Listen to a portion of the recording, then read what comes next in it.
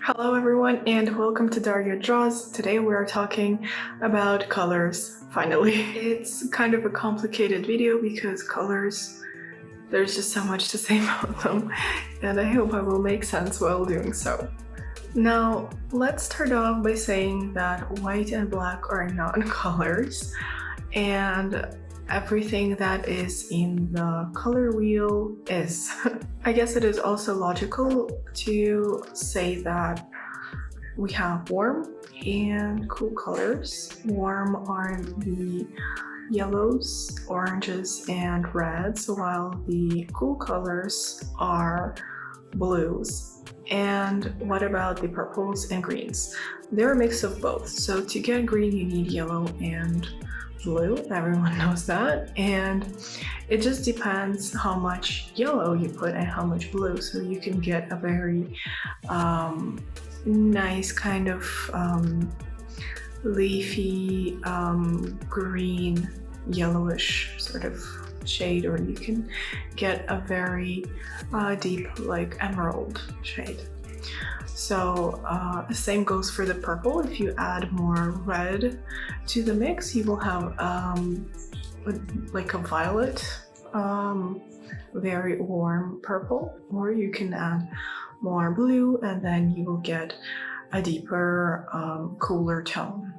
I hope I will not break your mind by saying that in the warm section there are cool tones as well, but it's only when you compare the two warms, one of them will seem cooler than the other. And the same thing goes for the cools. One of them will look warmer than the other. So it doesn't make them cool because they're not as warm as the other red, for example, but it just visually looks like that. So for example, if you're making a painting that is fully containing red, it's like, for example, you're using a crimson red, like a scarlet red, let's say black and white, even though they're not considered colors, but we still have them in tubes. So one of them will appear a lot cooler than the other, and that's how you can use them in a monochromatic painting. Also, a fun little trick, if you want to make the painting look a little more three-dimensional, for sure you should use both cool and warm tones, but cool tones tend to push objects back, and warm tones seem to push them forward. So for example, if we're taking a portrait, I would have cooler tones here in like under my nose and going down to my chin. I would have them here because that's where kind of the face goes away from the viewer. And also I would have some cool tones around here because that's where the form kind of goes back. And the warmest places would be the forehead, the nose, and the cheeks because they're kind of protruding forward. So that's an easy trick you can use in all of the objects, really. So when you're painting something outside, like outdoors, it tends to have a cooler shadow than when you're painting something or someone that is indoors. So for example, same portrait, you can see I'm sitting right next to the window, so you can see that my shadows are a little cooler and I'm having like more of yellow here. And like if I turn this way, you can definitely see that the lighter bits of my face are slightly warmer. But if I were to set up a lamp, it has a warm tone, like most of the lighting indoors, except for hospitals perhaps, then I would have much warmer shadows and the lights would seem cooler in comparison to the shadows. And that goes for all objects in general.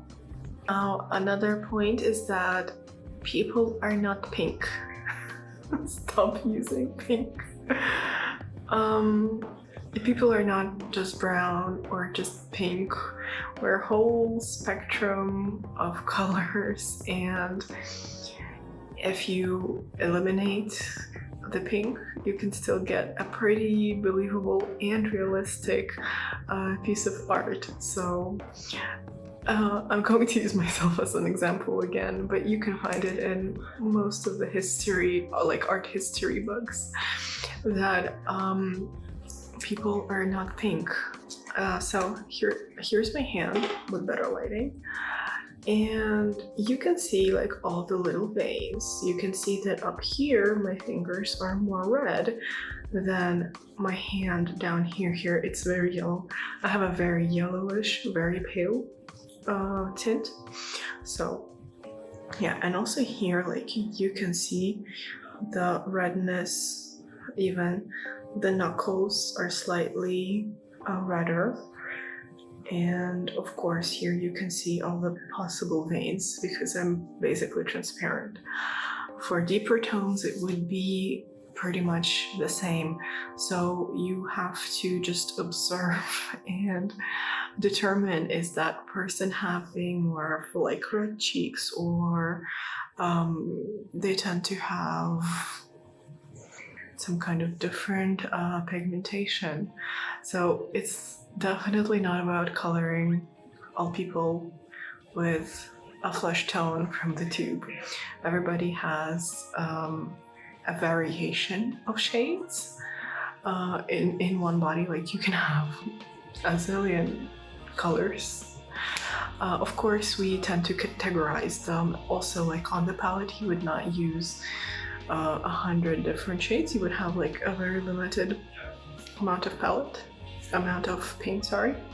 And yeah, but just keep in mind that we are not pink. Of course, apart from technicalities, color is a mood.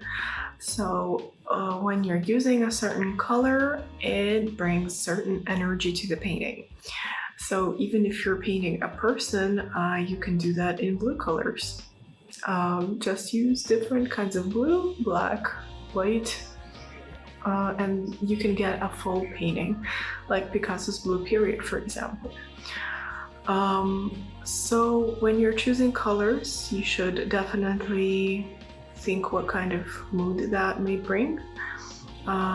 Even if you're doing realism, everything can be like in cooler tones, so you can actually make the viewer believe that the weather was stormy outside, so everything is a little more gloomy. Or on the contrary, you can make everything look super bright using nice oranges and yellows, and that will translate in your painting as well as a good weather, something bright and shiny. And yeah, so colors are kind of like filters on Instagram. They give you a certain feeling when you look at a painting. Now, I could spend hours telling you about the meaning of each color, but there is just too much information on that anywhere on the internet. Of course, the warmer colors tend to spark joy and bring certain freshness, while the cooler tones tend to be associated with sadness, even though they are beautiful. But that's just how, I guess, human psychology works. Green, of course, is nature and calming and all that. And purple, I don't know. It's said to be color of royalties because I guess the pigment was hard to find back in the day. But yeah, it's also up to you how you use a color. You can be absolutely ironic with it and paint something very, very sad using very bright colors, and that will also be a statement from you as an artist. So like, I'm breaking the rules and doing my own thing. So how you use the color is completely up to you, and if you have any questions, do feel free to leave them in the comments. I will be more than glad to make another video going even deeper into the subject, because I'm a painter and I do love colors. As always, to support this channel, you can give this video a thumbs up, subscribe, and I will see you in the next video.